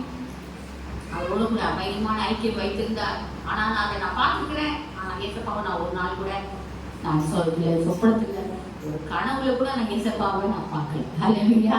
ஆனா உண்மை. ஆனா அவர் சத்தத்தை நான் அழகாய் கேட்டிருக்கிறேன். ஹல்லேலூயா. ஒவ்வொரு காரியம் நடக்கும்போது பிள்ளைகளோட காரியம் அநேக காரியங்களை சொல்ல முடியும், அதே ஒரு மெசேஜ். ஆனா ஒரு நாள் சொல்றேன், சத்தத்தை கேட்கிறது என் பிள்ளை ஒரு காரியத்தையும் ஆண்டவரின் சத்தம் என்னோட பேசிதான் என்னோட காரியங்களை நடத்தினார். ஒரு நாள் வந்தார், ஒரு குமாரர்களுக்கு விவாகம் பண்ணது, அவர்கள் பெருகுவார்கள். வார்த்தை இருக்குன்னு தெரியல, ஆனா பேருக்கு இருக்குது. ஒரு நாள் பார்த்தேன், ஒரு குமாரர்களுக்கு விவாகம் பண்ணி பெருக்கு பாசிட்டு போனேன். அம்மா பசங்கெல்லாம் கல்யாணம் பண்ண சொல்றாரு ஆண்டவர் அப்படின்னு சொன்னேன். பைத்தியமா பிடிச்சி உனக்கு கேட்டாரு. என்ன பசங்க எல்லாம் ஊழியத்துக்கு விட்ட, சொத்துலாம் விட்டுட்டு வேணாம் ஏசப்பா வேணாம்னு என் கையை பிடிச்சிட்டு வந்துட்டேன். என்னத்தை வச்சு நீ கல்யாணம் பண்ண போற, சேர்த்து வச்சிருக்கியா, பணம் காசு வச்சிருக்கியா கேட்டார். இல்லை, ஆண்டவர் சொல்றாரு. அப்படி சொன்னாருன்னா நான் உன் பக்கத்தில் நிற்கிறேன் போ அப்படின்னு. அப்பொழுது நான் ஒரு சாம்சங் லூஸ் பாஸ்டர் சொன்னோன்னே சாம்சங் பாஸ்டர் போய் சும்மா ஜாம் பண்ணி அந்த ஃபார்மை வாங்கிட்டு வந்து வீட்டில் வச்சோம். அவ்வளோதான். அடுத்தடுத்து பிள்ளைகளெல்லாம் கல்யாணம் திருமணத்தை செய்கிறார். ஹல்லேலூயா. அவர் சொல்லுவார், நாம் செய்யணும், நம்பணும், விசுவாசிக்கணும். செய்யலாமா, முடியாதா நினைக்க கூடாது. அநேக காரியங்களை செய்திருக்கிறார். ஒரு முதல் பல நாள் என்னை கனப்பண்ணு, ஒரு கலைஞர்கள் நிறவும் ஒரு காட்சிரசம் வழிபோட்டும் நான் சொன்னாரு. அழுத எனக்கு எங்கதான் விட்டுட்டேனே, எனக்கு நிலம் சொல்லலாம் இருந்துச்சு, எல்லாத்தையும் விட்டேனே, அதெல்லாம் நான் முதல் பலன் கொடுத்துருப்பேனே, என்னை வெறுப்பி ஆக்கிட்டு இப்ப போய் கேட்கிறாரு. என்ன என் தம்பி படுத்திருந்தான் அபுபாஸ்க்கு. அதில் போய் சொன்னேன் இந்த மாதிரி அழிக்குது. அவன் சொன்னான், ஏன் பயப்படுற, உனக்குதான் அந்த பிள்ளைங்க கொடுத்துருக்காங்களே ஆண்டவர், அந்த முதற்பலனை கர்த்தர் கொடுத்து அப்படின்னா முதற்பலன் மட்டும் இல்லை, நான் எல்லா பலனையும் நான் கொடுத்துக்கிறேன் அப்படின்னு சொன்னேன். அஞ்ஞான தேவனுடைய பிள்ளைகள் கர்த்தரின் சத்தத்தை கேட்டு நாம் நடக்கிறவர்களாக இருக்கிறோம். அநேக வார்த்தைகள் ஆண்டவர் என்னோட முகமுகமாய் பேசியிருக்கிறார். பேசும்போது எல்லாத்தையும் பேசுவார், என்கிட்ட மட்டும் தான் பேசுவாரா? நாம் அவருடைய பேசுவார் என்ற நம்பிக்கையோடு அவர்கிட்ட சேரும்போது தேவன் நம்மோடு பேசுவார். சொப்பனத்தில் பேசுவார். சில பேருக்கு அது கிஃப்ட், சில பேருக்கு நேரம் அப்படி பேசுவார். எல்லாம் முதற்பலாம் என்னை கணம் பண்ணு அப்படின்னு சொல்லி என் காதுக்கு அவங்க voice of the holy spirit எனக்கு தெரியும். அதே வாய்ஸ்ல தான் என்கிட்ட பேசுவார். மெல்லிய சத்தத்துல என்னோட பேசியிருக்கிறார். நம் தேவன் பேசும் தெய்வம். ஹல்லேலூயா. பேசுவார், நமக்கு சொல்லுவார், சொப்பனத்தில் பேசுவார், வார்த்தையை தொடர்ந்து பேசுவார். ஆண்டவர் ஊழியக்காரர் வார்த்தையிலே பேசுவார், செய்தி கொடுக்கும் போது பேசுவார், ஆராய்ச்சி கொண்டு இருக்கும்போது அந்த வார்த்தையிலே நம்மளோட பேசுவார். அப்படி பேசும்பொழுது நம்ம என்ன செய்யணும்? சத்தத்தை கேட்க வேண்டும். நம்மளை மகிழ்ச்சியாக்குவார். அது மாத்திரமல்ல, நம்மளுக்கு சுக வாழ்வை தேவன் கொடுப்பார். ஹல்லேலூயா. மனுஷனுடைய வார்த்தையை கேட்டுட்டு எதுவுமே செய்யக்கூடாது. அவங்களோட சங்கடப்படக்கூடாது. யார் சொன்னாங்க ஓகே. ஆனால் அந்த வார்த்தைகள் எப்படிப்பட்டதோ என்று மரியாள் தன் உள்ளத்திலே வைத்தார். ஹல்லேலூயா. அந்த வார்த்தையை எடுத்து நம் உள்ளத்திலே வைத்து அதை தேவனிடத்திலே சாதிக்கும் பொழுது கர்த்தர் நம்ம என்ன செய்வாரு? சங்கீதம் 8:42 படிப்போமா?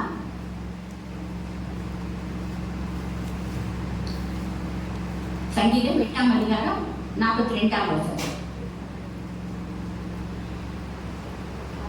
ஏன் படிக்கல? சங்கீதம் 8:40, சங்கீதம் 119:25 படிப்போம். என் ஆத்துமா மண்ணோடு ஒட்டி கொண்டிருக்கிறது. வசனத்தின்படி என்னை உயிர்ப்பியும். என் வழிகளை நான் உமக்கு விவரித்து பண்ணும்போது எனக்கு செவி கொடுத்தீர். உமது பிரமாணமே எனக்கு போதிடும். சங்கீதம் 119ல மண்ணோடு ஒட்டி கொண்டிருக்க கூடாது. எது? நம்ம ஆத்துமா மண்ணோடு ஒட்டி கொண்டிருக்க கூடாது. ஏன்னா சுகமான வாழ்வை நாம் வாழ வேண்டும் என்று சொன்னால் நம்ம என்ன செய்யணும்? ஆத்துமா மண்ணோடு ஒட்டிக்கொண்டு இருக்கக்கூடாது. அதாவது உலக ஆசைகள், அதாவது தேவனுடைய காரியத்தை பார்க்கும்போது முதலாவது தேவனுடைய ராஜ்யத்தையும் அதன் நீதியும் தேடும், மற்றவர்கள் கூட கொடுக்கப்படும். அருமையான தேவனுடைய ஒரு சிம்பிளா ஒரு காரியங்களை நான் சொல்லிட்டேன். ஒரு சகோதரி என்ன பண்ணாங்க, அவருக்கு பெண் பிள்ளைகள் இருந்தாங்க. அந்த பெண் பிள்ளைகளுக்கு சின்ன வயசுல பொம்பளை பிள்ளைங்க கண்டுச்சு சொல்லிட்டு பாத்திரமா கடைக்கடையா போய் பாத்திரம், சில்வர் பாத்திரம், பித்தளை பாத்திரம், அது என்னமோ வாங்கி ஷோக்கி பண்ணையெல்லாம் சேர்த்து வச்சுட்டாங்க. பிள்ளைக்கு என்ன பாத்திரம் வேணுமோ ஜென்ரேஷனுக்கு சேர்த்து வச்சுட்டாங்க. அப்புறம் அந்த பிள்ளைக்கு நகை கடைக்கு போய் நகையெல்லாம் சேர்த்து வச்சுட்டாங்க, எல்லாம் சேர்த்து வச்சுட்டாங்க, பணம் சேர்த்து வச்சுட்டாங்க, காசு சேர்த்து வச்சுட்டாங்க. அழுகுறாங்க காரணம். ஆனா அவர்களுக்கு அந்த பிள்ளைக்கு ஒரு ஏற்ற துணை அவருக்கு கிடைக்கவில்லை. ஹல்லேலூயா. அருமையான தேவனுடைய பிள்ளை, மண்ணோடு நாம் ஒட்டி கொண்டு இருக்கோம்னா நம்மளோட நம்பிக்கை எங்க இருக்கணும்? கர்த்தர் மேல். ஒரு பிள்ளைக்கு ஒரு பிள்ளை கொடுத்தாருன்னா அந்த பிள்ளைக்கு யார் கொடுத்தா? கர்த்தர் கொடுத்தார். அந்த பிள்ளைக்கு படிப்பு, அந்த பிள்ளைக்கு தெரிந்து, அந்த பிள்ளைக்கு வேண்டிய எல்லாம் தேவை, என்ன தேவைன்னு தேவன் அறிந்திருக்கிறார். ஹல்லேலூயா. நாம கர்த்தருக்கு எதுவும் செய்ய மாட்டாங்க, ஒன்றும் செய்யாம அந்த காசு எடுத்து பாத்திரத்துல எல்லாம் வச்சிருந்தா அந்த பிள்ளை கல்யாணம் பண்ணாங்க. அந்த பிள்ளை 30 வயசு ஆயிடுச்சு, கல்யாணமே ஆகல. அந்த பாத்திரத்தை எடுத்துட்டு எங்க போவோம்? அந்த நகை எடுத்துட்டு எங்க போவோம்? ஒரு ஏற்ற துணை அவனுக்கு கிடைக்கலையே. அருமையான நம்பிக்கை இந்த பூமிக்குரிய காரியங்களுமே எடுக்கக்கூடாது. ஏன்னா 5 பிள்ளைங்களை பெற்றவனா 5 காரியங்களை செய்திருக்கிறேன். எந்த மனுஷனுக்கு நான் போய் ஒரு பைசா கூட கடன் எங்க அண்ணன் தம்பிட்டு கூட கேட்டது கிடையாது. எதுக்கு சொல்றா? கர்த்தருடைய பிள்ளைகள் ஆத்துமா வாழ வேண்டும் என்று சொன்னா நம்ம என்ன செய்யணும்? கர்த்தரிடத்தில் எல்லாவற்றையும் கர்த்தர் மேல் நாம் நம்பிக்கை, நமக்கு என்ன தேவையோ அவர் செய்யணும். என் பிள்ளைகளுக்கு ஒரு திருமணம் ஆண்டவரே தான் செஞ்சாரு. எங்களுக்கு ஒரு பைசா நாங்கள் கடன் வாங்கவும் இல்லை, அந்த செய்யவும் இல்லை. என் மகளுக்கு திருமணமான போது ஏற்ற துணியை கொடுத்தா நம்ம வழி செலுத்தியே சோத்திர அது பொத்தனை பலி செலுத்தி ஒரு ஆண்டவருக்கு ஏற்ற துணியை கொடுங்கப்பான்னு கேட்டேன். அவ்வளவுதான். ஆண்டவர் ஒரே பையனை கொண்டு வந்தார். பசங்களா சொன்னாங்க, என்ன யாரோ ஒருத்தர் கேட்கறாங்க, உடனே கொடுக்குறேன், என்ன வச்சுருக்கிற பண்ணாலும் கேட்பாங்க என்ன. ஆனா நான் கர்த்தருக்கு பயந்த ஒரு மனுஷனுக்கு தான் அந்த பிள்ளைக்கு அந்த காரியத்தை செஞ்சேன். கல்யாணம் பண்ணணும் நான் சொன்னேன், 6 மாசம் கழிச்சு கல்யாணம் வச்சுக்கணும், 10 பைசா இல்லை, பேங்க்ல ஒரு பார்த்துட்டு இருந்தேன். அப்படின்னு நான் இருவரேன். அப்படின் போது ஒரு நாள் திருமணத்துக்கு வந்து வீட்டில் ஒரு கம்பல்சரியாக டேட் குடிச்சு போயிட்டாங்க. அவங்க வீட்டில் உங்க பாச சொன்னாங்க, எப்போ தாண்டி அதிக பிரசிக்கு வேலை செய்கிறேம்மா, நான் என்ன பண்ணுவேன், என்னால் போய் ஆண்டு காசுலாம் கேட்க முடியாது. அப்போதான் பிள்ளைங்களாம் அப்போதான் தலை எடுக்கிறாங்க. அந்த நேரத்தில் ஆண்டவருமே கர்த்தர் அவர் சொன்னார், இது கர்த்தரால் வந்தது, நலன்கள் ஒன்று விசாரிக்காங்க. சரி கர்த்தரால் வந்ததுன்னா அவர் தானே காசு கொடுப்பறாரு. நான் காத்திருந்தேன். அருமையான தேர்வு பிள்ளைகளே, ஒரே ஒரு மனுஷன் கல்யாணம் என்கேஜ்மெண்ட்டை கூட்டிட்டு அந்த கல்யாணம் அது எல்லா காரியமும் செய்திருந்தால் முடிச்சுட்டு ஒரு நாள் வீட்டுக்கு வரும்போது ஒரு சகோதரன் ஒரு 10,000 rupees ஒரு செக்ல கொடுத்தார். செக் அதுதான் கர்த்தருக்கு முன்பாக நான் சொல்கிறேன். என் மகளுடைய திருமணத்தை நான் பேரெல்லாம் சொல்ல விரும்பல. அந்த செக் தான் அந்த ஃபர்ஸ்ட் திங். அந்த செக்கு வச்சுட்டு அந்த திருமணத்தை பிளான் பண்ண 2000 பேருக்கு சாப்பாடு திருமணத்துக்கு வந்தவங்களுக்கு தெரியும். கர்த்தர் எல்லாத்தையும் விசாரித்தார். வீட்டுக்கு வரும்போது என் பேக் என்னால் தூக்க முடியல. I was carrying the blessings. Hallelujah. பிள்ளைக்கு வேண்டியதெல்லாம் செஞ்சோம். எதுக்கு சொன்னா, நம்முடைய ஆத்துமா மண்ணோடு ஒட்டி கொண்டு இருக்கக்கூடாது. ஹல்லேலூயா. இந்த பூமி நமக்கு எப்பவுமே நம்மளை ஒரு நாளைக்கு அது ஏமாற்றும். அது மேல் நம்பிக்கை வைத்தோம். கர்த்தரை நம்புகிறோம் செழிப்பாங்க. ஹல்லேலூயா.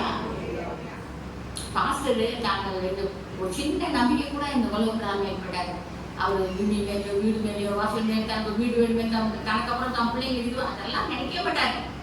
அவர் கொடுக்கப்பட்ட ஊழியத்தை செஞ்சு முடிச்சா கடைசியில கூட அவர் என்ன செய்யறாரு, அவர் மறிக்கும் போது கூட சாப்பிடும் போது போட்டு தண்ணி கூட உள்ள எப்படாது பிள்ளைங்களா யார் பார்ப்பாங்கன்னு அவர் நினைக்கல. அவருக்கு வேண்டியதையும் தேவன் செய்கிறார், எங்களையும் பாதுகாக்கிறார். ஹல்லேலூயா. அவருடைய ஆத்துமா மண்ணோடு ஓடிக்கொண்டிருக்கவில்லை. ஹல்லேலூயா. அருமையான தேவனே, நம்ம எதுக்கு சொல்றோம்னா, நம்மளுடைய எல்லா நன்மையும் நமக்கு கொடுப்பார். நம்மளுக்கு சுக வாழ்வை நம்மளுக்கு கொடுப்பார். நம்ம என்ன தேவைகளோ அதையெல்லாம் ஏற்ற வேளையில ஏற்ற விதத்திலே நம்மளை என்ன செய்வாரு, அவர் செய்து முடிப்பார். ஹல்லேலூயா. ஆனால் நாம் அவரை புதியாய் பற்றிக் கொள்கிற இருதயமுடையவர்களாக இருக்க வேண்டும். ஹல்லேலூயா. அவர் மேல் நம்பிக்கையாக இருக்க வேண்டும். அவர் அப்புறம் அது பார்க்கும்போது 2 காரியங்கள் இருக்கிறது. நீதிமொழிகள் 13:4 படிப்போம். நீதிமொழிகள் 13:4.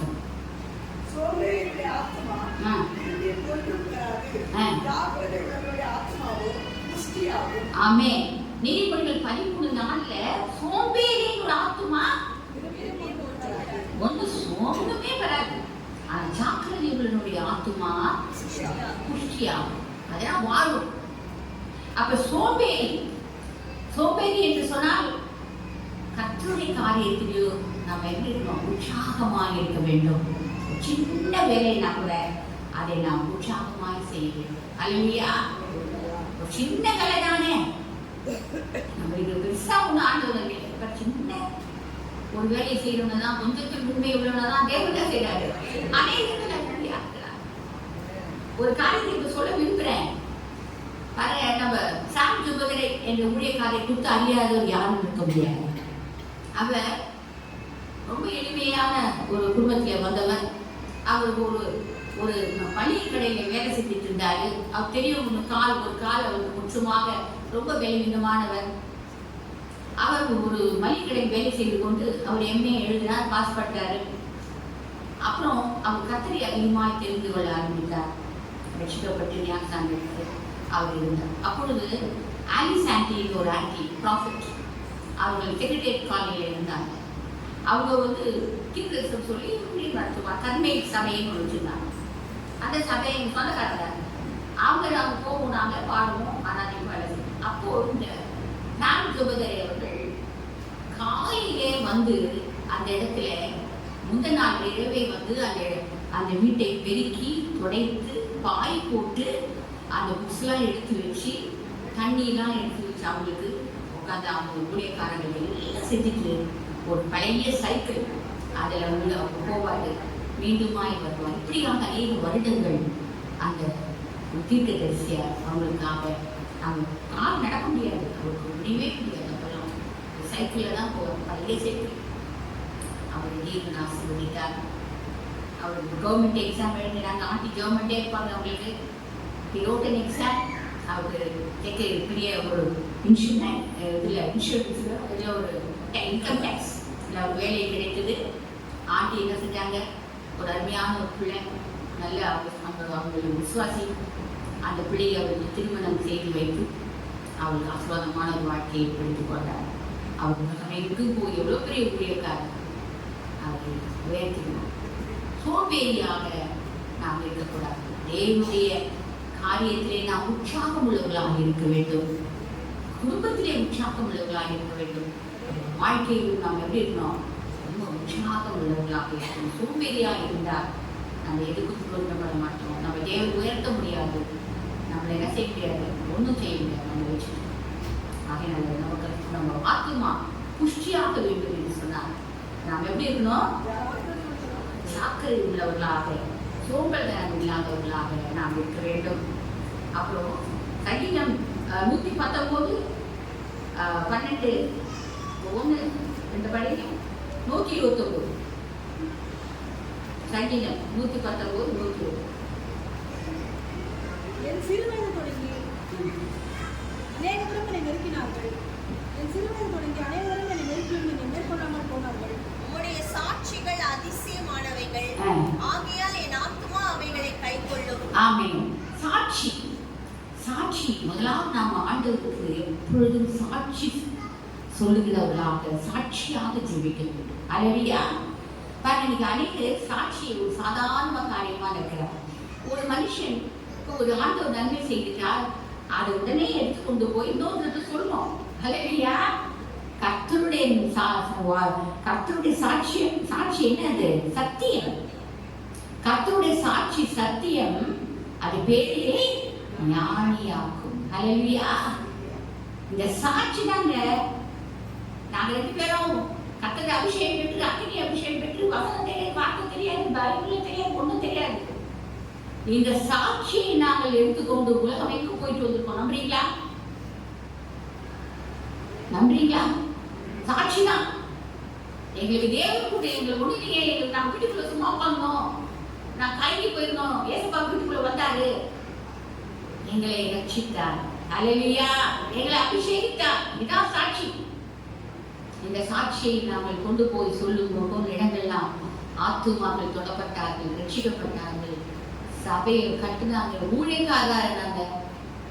அருமையான தேவனுடைய அந்த சாட்சி என்பது கர்த்தரின் சாட்சி, சத்தியம். அது பேரே ஞானியாகும். அல்லேலூயா.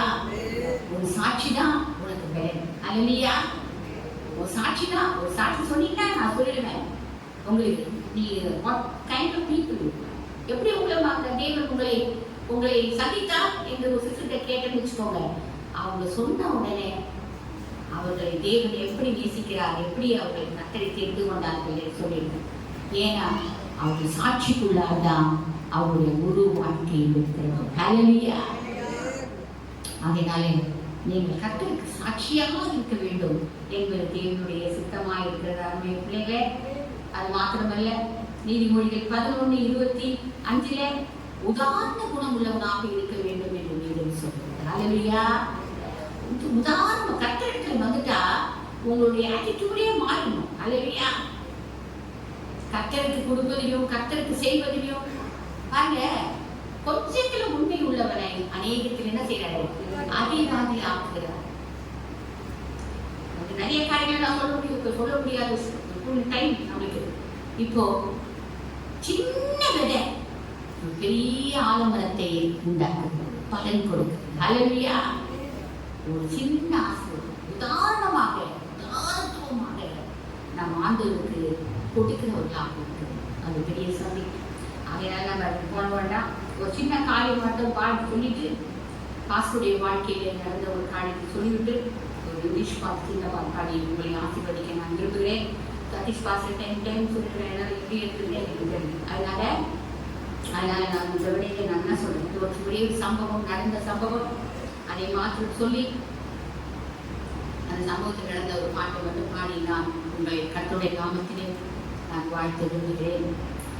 சில வருடங்களுக்கு முன்பாக சிலர் மேபி 30 இயர்ஸ் மேலே இருக்கும், அதுக்கு முன்னால் கூட இருக்கும். அப்பொழுது பாஸ்டர் பர்மா தேசத்துக்கு போயிருந்தார்கள்.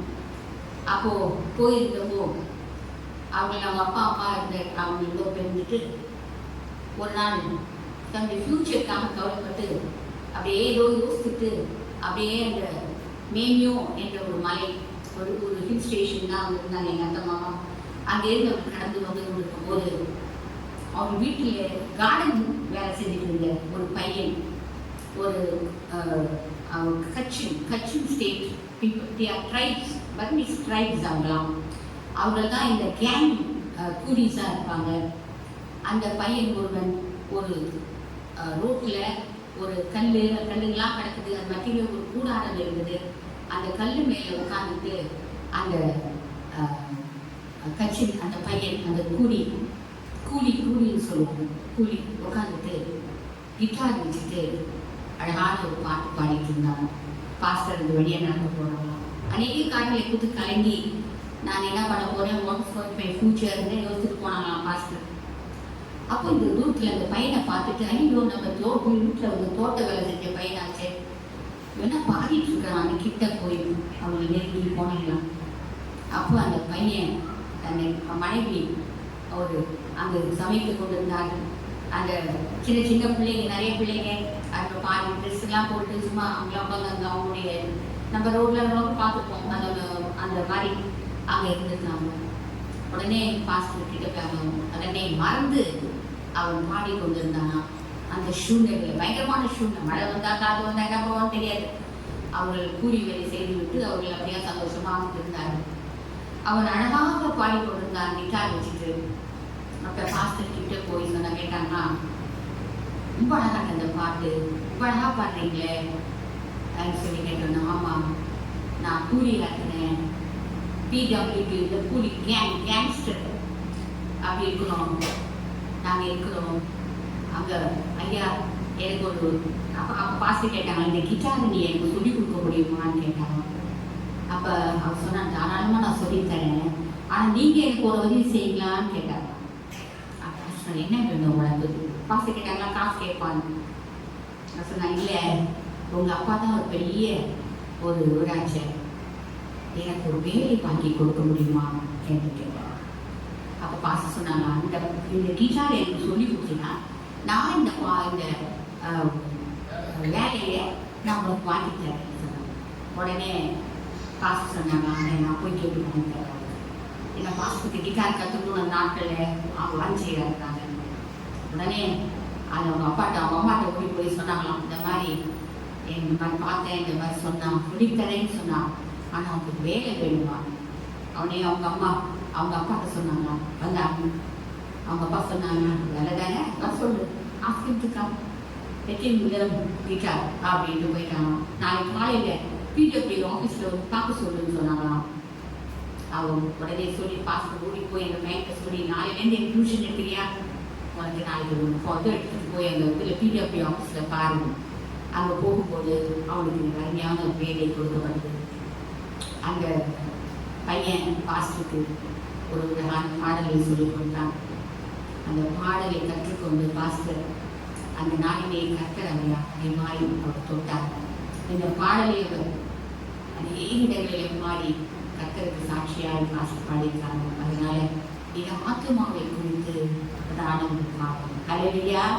பாருங்க, இந்த பாட்டு என்ன சொல்றதுன்னா, there are some things I may not know. இந்த உலகத்தில் நிறைய காரியங்கள் நடக்குது, அது எனக்கு தெரியாமல் இருக்கலாம். There are so many places I can't go.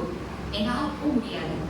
ஆனால் ஒரு காரியம் மட்டும் எனக்கு நல்லா தெரியும், என் ஆத்துமாவுக்குள்ளே என் தேவன் இருக்கிறார். ஹல்லேலூயா. அந்த நிலைமையில அந்த பாடலை பாடிக்கொண்டு கிட்டார் வாசித்துக்கொண்டு அவன் சந்தோஷமாய் பிள்ளைங்களுக்கு துணி இல்லை, சாப்பாடு இல்லை, அவன் ஆத்துமா வாழ்ந்து கொண்டிருந்தது. அருமையான தேவனுடைய பிள்ளைகளே, யோசிச்சு பாருங்க, அப்படிப்பட்ட ஒரு நிலையில நாம் இருந்தால் தேவனை துதித்து பாடுவோமா? யோசிச்சு பாருங்க. இன்னைக்கு அது இல்லை, அது இல்லை, கார் இல்லை, பிளேன் இல்லை, ஏதோ ஒண்ணு இல்லை, பெருசாக எனக்கு ஒண்ணு இல்லை நினைக்கிறோம். அந்த மனுஷனை போல நாம் இருக்க முடியுமா? அவன் துதித்து கொண்டிருந்தான் தேவனை. ஹல்லேலூயா. அந்த பாடல் இந்த ஆத்துமாவுக்கு சொல்லும்போது எனக்கு அந்த இன்சிடென்ட் அந்த இன்சிடென்ட் அந்த காலத்திலேயே ரொம்ப பிடிச்சிருந்தது. அதை இந்த வழியில நான் பாடுறேன். என் கூட மியூசிக் போடுறேன்னா போடுகிற ஹல்லேலூயா. ஏற்பாடு நாம் செபித்து நாம் ஆசீர்வாதத்தை கற்றுக்கொள்ளலாம். ஸ்தோத்திரம், ஸ்தோத்திரம், ஸ்தோத்திரம். There are some things I may not know. There are some places I can't go, but I am sure of this one thing: my God is real, real in my soul.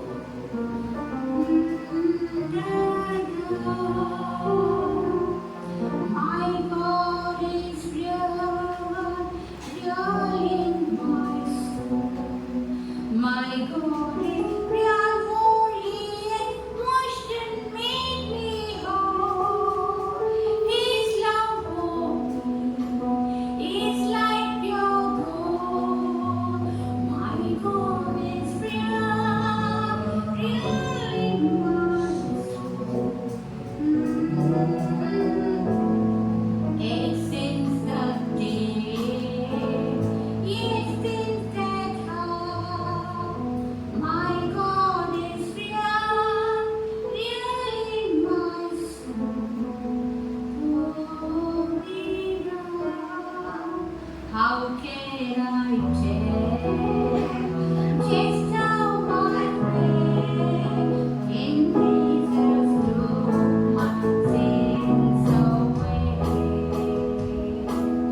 Yes, since that hour, yes, since the day, my God is real, real in my soul.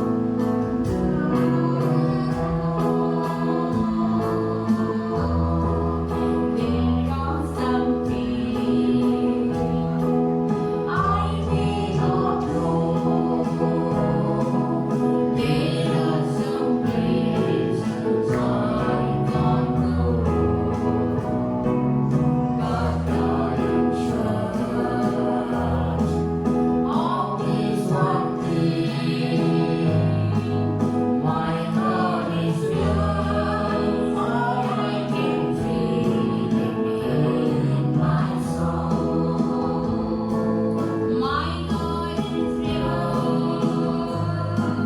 real in my soul. My God is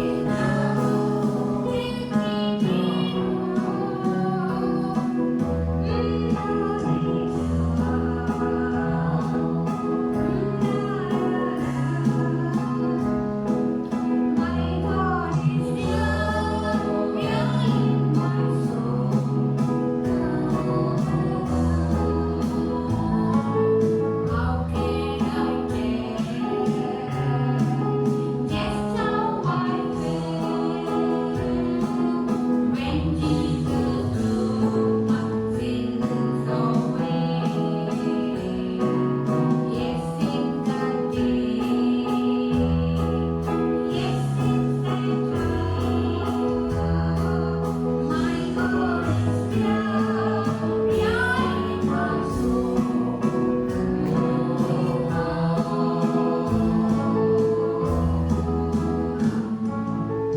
சோதரம், சோதரம், சோதரம். எங்கள் மகா பரிசுத்தமும் கிருபையுமுள்ள எங்கள் பரம தகப்பனே, இந்த நல்ல வேளைக்காக நாங்கள் சோதரிக்கிறோம். 2026 6ஆம் ஆண்டு ஆண்டவரே முதலாம் நாள் கர்த்தாவே எங்களை ஆண்டவரே நீர் வாக்குத்தத்தத்தினால் எங்களை நேசித்திருக்கிறேன் அப்பா. எங்களுக்கு ஒரு சுக வாழ்வை என் தேவன் வாக்களித்திருக்கிறேன். சுக வாழ்வு, it is going to blossom upon this Lord. We are going to enjoy that Lord. Hallelujah. ஆண்டவரே இந்த சுக வாழ்வு எங்கள் ஆத்துமா வாழ வேண்டும் என்று நான் விரும்புகிறேன்.